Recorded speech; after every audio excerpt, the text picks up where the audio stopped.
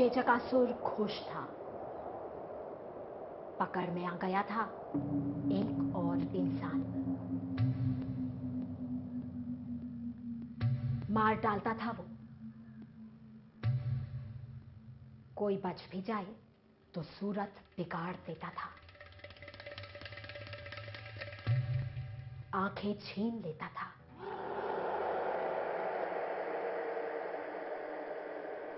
उसकी पकड़ में आए को तो परिवारजन भी छोड़ देते।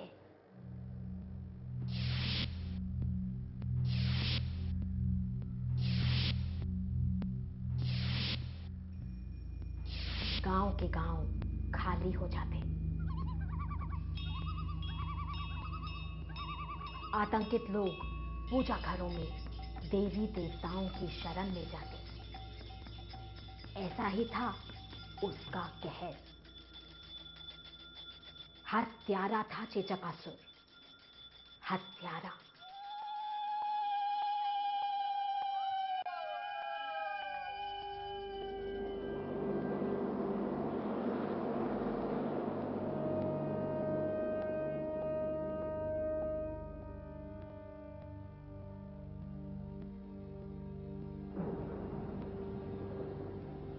चेचक, स्मॉल पॉक्स, बड़ी माता। सदियों से पृथ्वी पर इस भयंकर जानलेवा रोग का बोलबाला।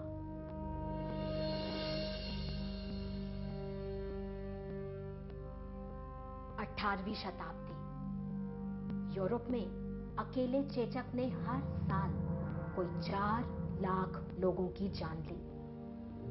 हर साल 4 लाख। रूस में जन्मे हर 7वें बच्चे को चेचक खत्म कर देता। हमारे उपमहाद्वीप में भी यही था हाल। वर्ष 1868 से 1907 के बीच हर साल 1 लाख से ज्यादा लोग चेचक का शिकार होते रहे। हर साल 1 लाख से ज्यादा।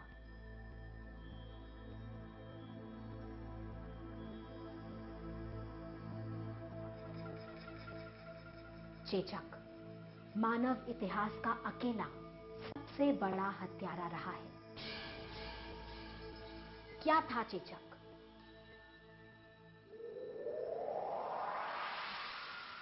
सिर्फ इंसानों को होने वाला एक रोग। तेज बुखार पूरे शरीर पर और मुंह और सांस की नली के अंदर भी मवाद से भरे फोड़े पड़ जाते हैं। बहुत ज्यादा तकलीफ, असहनीय दर्द। बहुत संक्रामक था चेचक। इसका कोई इलाज भी नहीं था। 30 से 35% रोगी तो मर जाते। कोई खून के विषाक्त होने से, कोई अंदर ही अंदर खून बह जाने से। जो बचते उनके चेहरे हो जाते विकृत। इनमें से 1/3 की दृष्टि छिन जाती।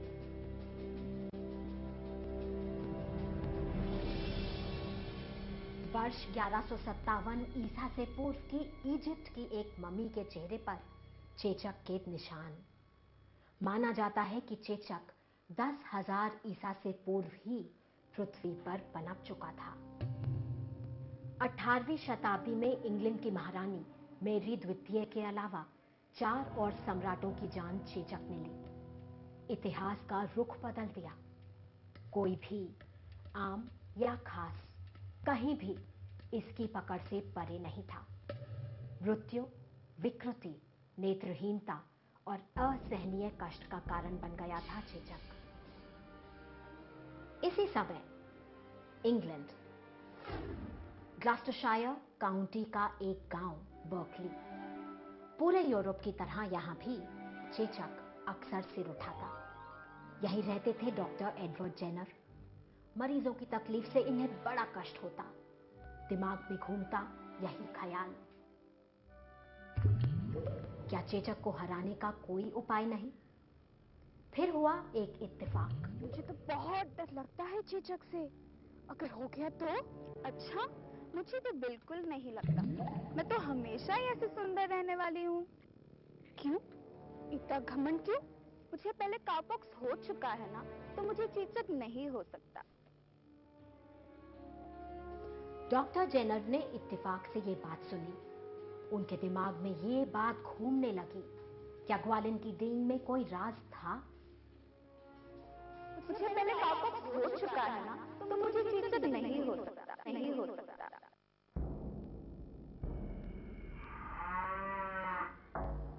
गांव की ग्वालिनों को सचमुच चेचक नहीं होता था। उन्हें होता था काउपॉक्स, गौ चेचक, गाय को होने वाला एक साधारण रोग। इसमें गाय के दूध की थैली पर छाले पड़ जाते। जो कोई इन बीमार गायों का दूध दोहता, उनकी बाहों पर भी ऐसे छाले उभर आते। हल्का बुखार, मामूली तकलीफ, लेकिन ठीक होने के बाद शरीर पर कोई निशान नहीं बचता। और तो और, उस इंसान को कभी चेचक नहीं होती, हमेशा के लिए सुरक्षा मिल जाती। तो क्या गौ चेचक सचमुच चेचक से सुरक्षा दे सकती थी? 20 साल तक जेनर इस बात पर सोचते विचारते रहे। उन्हें पता चल रही थी दूर दराज की प्रथाएं। लेडी मॉन्टागू, तुर्किस्तान में अंग्रेज दूत की पत्नी, वहां से अपने अनुभव इंग्लैंड में प्रचारित कर ही चुकी थी। तुर्किस्तान के शामन चेचक के छालों को पीसकर उसे त्वचा में खरोच देते हैं। इससे कुछ को तो चेचक होती है, लेकिन बहुत से बचे रहते हैं हमेशा के लिए। चीन में भी था कुछ ऐसा ही चलन। वहां चेचक के छालों का पाउडर जलाकर उसका धुआं सांस के साथ अंदर लिया जाता था। यह था उनका बचाव का तरीका। बहुत सोच समझकर डॉक्टर जेनर ने एक प्रयोग करने की ठानी। एक जोखिम भरा प्रयोग। उनकी सारी इज्जत, शोहरत, नाम, सब कुछ दांव पर थे। डॉक्टर जेनर के ऐतिहासिक प्रयोग की कहानी रोचक। चेचक का तोड़ ढूंढने की इस कोशिश में शामिल पात्र डॉक्टर एडवर्ड जेनर खुद, जो इस समय 37 वर्ष के थे।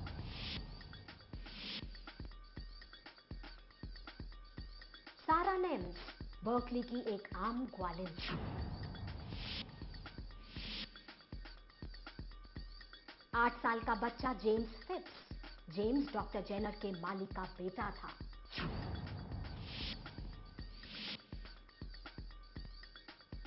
और ब्लॉसम, सारा नेम्स की गाय।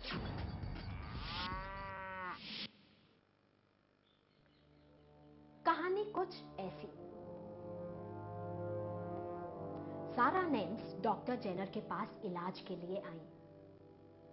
डॉक्टर जेनर ने जांच की तो पाया कि उसे गौ चेचक था।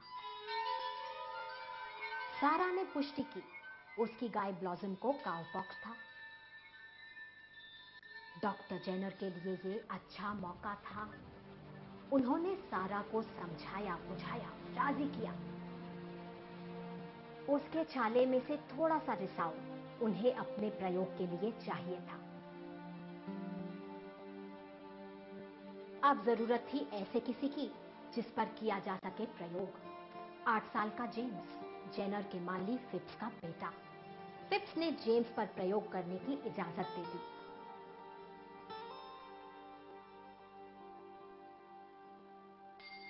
डॉक्टर एडवर्ड जेनर ने सारा के छाले से निकाला हुआ रिसाव जेम्स के शरीर में डाल दिया। यह गौ चेचक का संक्रमण था। प्रयोग का पहला चरण।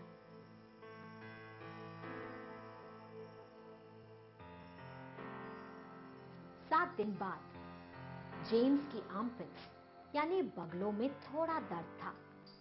उसके बाद हल्का बुखार और सिर दर्द। लेकिन कुछ एक दिनों में जेम्स बिल्कुल ठीक था। ऐसा ही सोचा था डॉक्टर जेनर ने। गौ चेचक गंभीर बीमारी थी ही नहीं। लेकिन इसके बाद डॉक्टर जेनर जो करने जा रहे थे वो ले सकता था जेम्स की जान। जेनर पा सकते थे चेचक पर विजय या बन सकते थे हत्यारे। इस बार डॉक्टर जेनर ने चेचक के एक रोगी के छाले से कुछ द्रव्य लिया। वो इसे जेम्स के शरीर में डालने वाले थे। चेचक इतना संक्रामक कि रोगी से संपर्क हवा के रास्ते, यहां तक कि रोगी के इस्तेमाल चीजों तक से फैल जाता था। जेनर ने तो सीधे सीधे जेम्स को संक्रमित किया था, लेकिन जेम्स भला चंगा रहा। चेचक के रोगाणु मानो उस पर बेअसर। जेनर का प्रयोग सफल रहा था। साफ था कि पहले हुई गौचेचक ने जेम्स को सुरक्षित रखा था। लेकिन जेनर सच्चे वैज्ञानिक थे। एक अकेली सफलता पक्का सबूत नहीं। वो प्रयोग करते रहे। 23 और लोगों पर उन्होंने अपनी सोच का परीक्षण किया।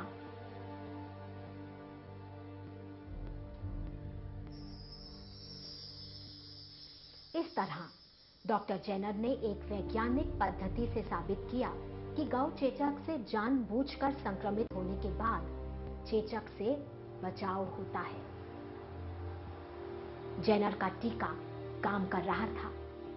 इस तरह पूरे 2 साल के बाद वर्ष 1798 में अपने प्रयोग और निष्कर्ष पूरे विवरण के साथ डॉक्टर जेनर ने दुनिया के सामने रखे। The causes and effects of the variole vaccine.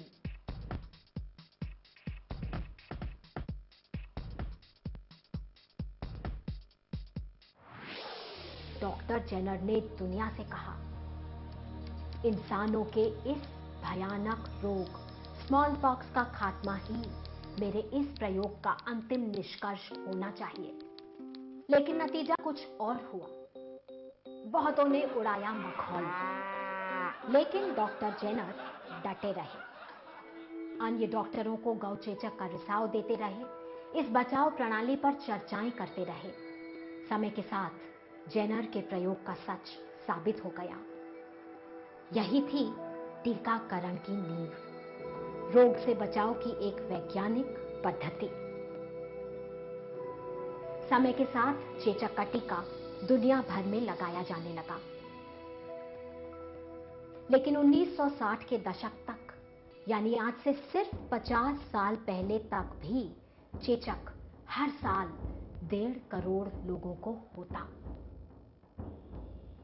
WHO विश्व स्वास्थ्य संगठन ने उठाया बीड़ा। छिड़ गई एक अनोखी मुहिम। चेचक को हराने की इस अजब कोशिश में पूरी दुनिया साथ हो ली। हर देश में, दुनिया के कोने कोने में 80% लोगों को चेचक का टीका लगाया जाना था। मुश्किल काम, लक्ष्य साफ। स्कूल, कॉलेज, दफ्तरों में घर घर जाकर लोगों को टीके लगाए जाने लगे। नतीजा, दुनिया भर में चेचक के मामले कम होने लगे। 1975 में भारत से चेचक खत्म हो गया, लेकिन दुनिया से नहीं। वर्ष 1979, अली माओमालिन, सोमालिया के एक खानसामा। अली को हुआ चेचक और फिर वो ठीक हो गए। अली ही थे दुनिया भर में चेचक के आखिरी मरीज। उनके बाद से आज तक चेचक का एक भी मामला दुनिया भर में कहीं भी सामने नहीं आया है। तो इस तरह हुआ चेचक का खात्मा।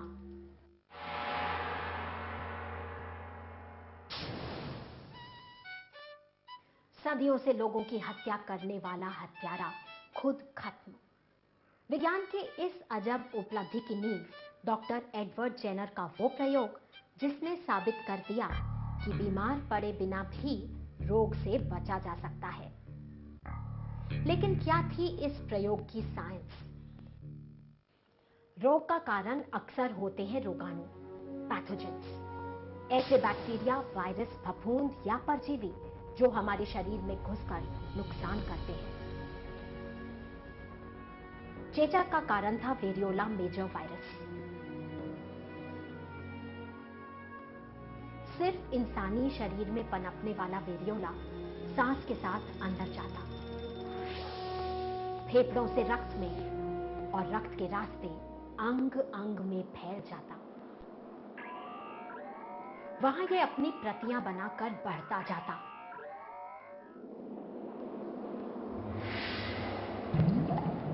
त्वचा के नीचे भी कोशिकाएं मरती जाती।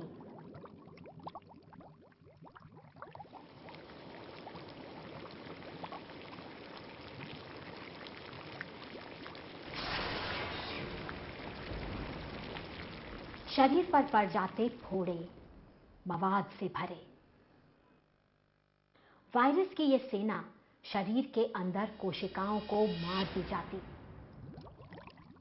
रोगी इस ताकतवर दुश्मन से लड़ नहीं पाता, अक्सर हार जाता। वैसे शरीर लड़ना जानता है।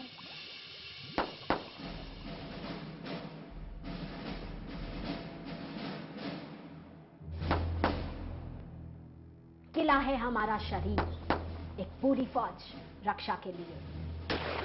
हर दिन होता है आक्रमण, दुश्मन सैकड़ों अलग अलग तरह के रोगाणु। सुरक्षा की पहली परत त्वचा मतलब खाल। नाक के अंदर की परत भी रोगाणुओं को बाहर धकेलती है, वहीं रोक लेती है।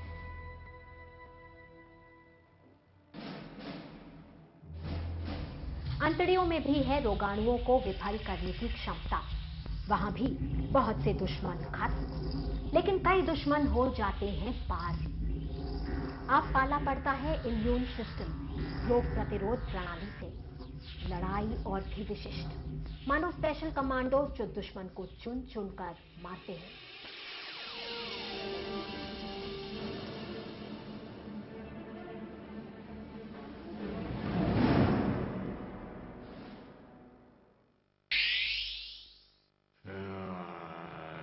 दोस्त और दुश्मन की पहचान करते हैं सिपाही।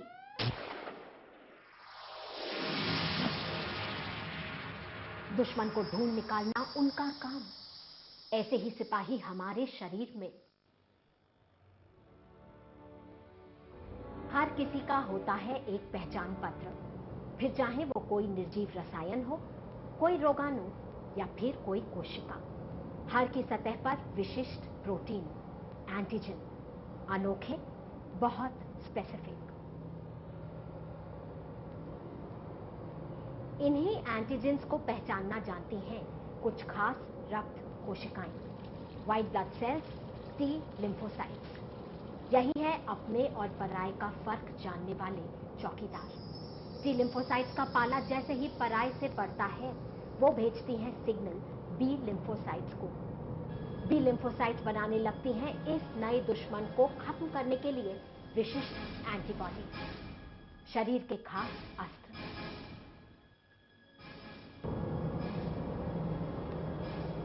ताले चाबी का सा रिश्ता एंटीजन और एंटीबॉडी का। अगर एंटीजन है विशिष्ट रोगाणु, तो एंटीबॉडी उसे घेरने के लिए विशिष्ट हथियार।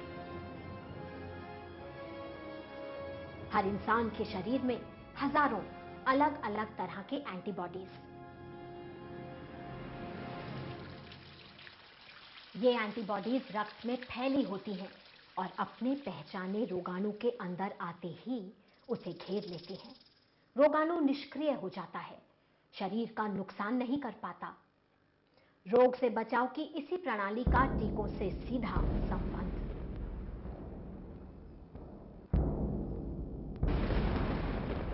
अपराधी की एक बार पहचान हो जाए तो शहर भर में लग जाते हैं पोस्टर।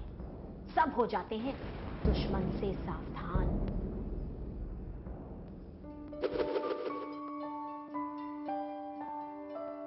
हमारी रोग प्रतिरोध प्रणाली भी कुछ ऐसी ही है। एक बार दुश्मन को पहचान ले तो उसे भूलती नहीं, हमेशा के लिए याद रखती है। इस वांटेड अपराधी को पकड़ने वाली खास एंटीबॉडीज बनाने की क्षमता हमेशा के लिए तैयार हो जाती है। समझते हैं इसे डॉक्टर जेनर के प्रयोग के साथ। गांव चेचक और चेचक के वायरस एक ही परिवार से, जेनेटिक कजिन्स, मानो चचेरे भाई। उनके एंटीजन एक जैसे, लेकिन दोनों में बड़ा अंतर। गौ चेचक मामूली बीमारी, चेचक जानलेवा। डॉक्टर जेनर ने जब सारा नेम्स से गौ चेचक के रोगाणु लेकर जानबूझकर जेम्स के शरीर में डाले तो वो वायरस शरीर में जाकर हुए सक्रिय। कुछ ही दिनों में जेम्स बीमार पड़ा। बुखार, सूजन, ये वो समय था जब उसका शरीर संक्रमण से जूझ रहा था। उसकी रोग प्रतिरोध प्रणाली एंटीजन को पहचान कर बना रही थी एंटीबॉडी। कुछ ही दिनों में एंटीबॉडीज की सेना ने गौ चेचक के रोगाणुओं को हरा दिया।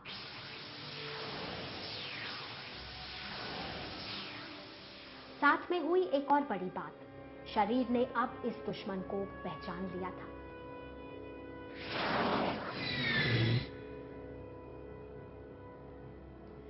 प्रयोग के दूसरे चरण में चेचक के रोगाणुओं के अंदर पहुंचते ही बिना किसी देरी के बनने लगी एंटीबॉडीज। वेला मेजर वायरस को पनपने का, शरीर को नुकसान पहुंचाने का मौका ही नहीं मिला। चेचक हार गया। इस बार जेम्स बीमार ही नहीं पड़ा। उसे इस जानलेवा चेचक से हमेशा के लिए सुरक्षा मिल चुकी थी।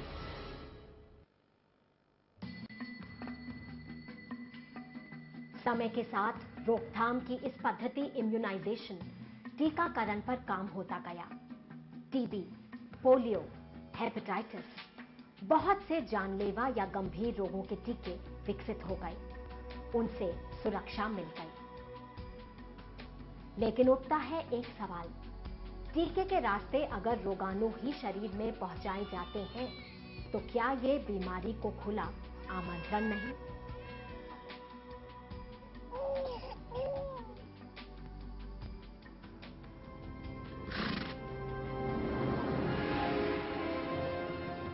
टीके बीमारी को आमंत्रण नहीं, बल्कि उनसे सुरक्षा।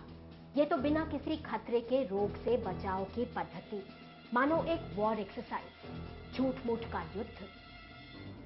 टीकों से डरना या उन्हें ना लगवाना गलत, क्योंकि उनमें दिए रोगाणु अपने सामान्य रूप में नहीं होते। वो कई बार होते हैं जिंदा पर इतने कमजोर कि शरीर में पनप ना सके। कुछ टीकों में होते हैं निष्क्रिय रोगाणु, तो कई बार दिए जाते हैं रोगाणु विशेष के बस कुछ अंश। कुछ मामलों में निष्क्रिय विषजीव भी। कुछ रोगों की सुरक्षा बहुरूपियों के साथ। हर सूरत में टीके हमें बीमार नहीं कर सकते। डॉक्टर एडवर्ड जेनर की अजब सूझबूझ और प्रयास से पड़ी टीकों की नींव। बीमार पड़े बिना रोग से बचाव का ये विज्ञान समय के साथ आगे बढ़ता गया है। आज वो समय दूर नहीं जब कैंसर, HIV, एड्स और मलेरिया के टीके भी विकसित हो जाएं।